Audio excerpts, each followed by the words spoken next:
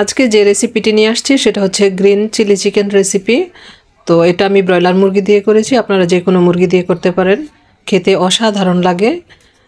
তো চলেন রেসিপিতে চলে যাই। আমি প্রথমে একটি জারের মধ্যে দিয়ে দিলাম পেঁয়াজ কুচি বেশ অনেকগুলি, আর দিয়ে দিলাম টমেটো, 2টা টমেটোকে পিস করে নিয়েছি, আর দিয়ে দিলাম কাঁচামরিচ, বেশ অনেকগুলি কাঁচামরিচ দিয়েছি এখানে, আর দিয়ে দিলাম বাদাম, চীনা বাদাম দিয়েছি আমি, আপনারা চাইলে অন্য যে কোনো বাদাম দিতে পারেন।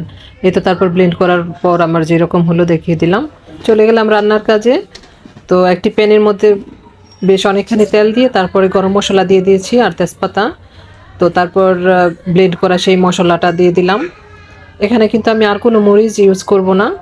তারপর দিয়ে দিলাম ধনিয়ার গুঁড়া, পরিমাণ মতো লবণ দিয়ে একটু নেড়ে চেড়ে তারপর দিয়ে দিলাম এখানে কালো গোলমরিচ আর জিরা একত্রে আমি গুঁড়া করে নিয়েছি, এটা দিয়ে দিলাম। তারপরে এই তো মশলাটাকে ভালো করে কষিয়ে দিয়ে দিব মুরগির গোশত। মুরগির গোশত এখানে দিয়ে তারপর মশলার মধ্যে ভালো করে কষাবো। কষানোর এক পর্যায়ে তারপর দিয়ে দিব টক দই।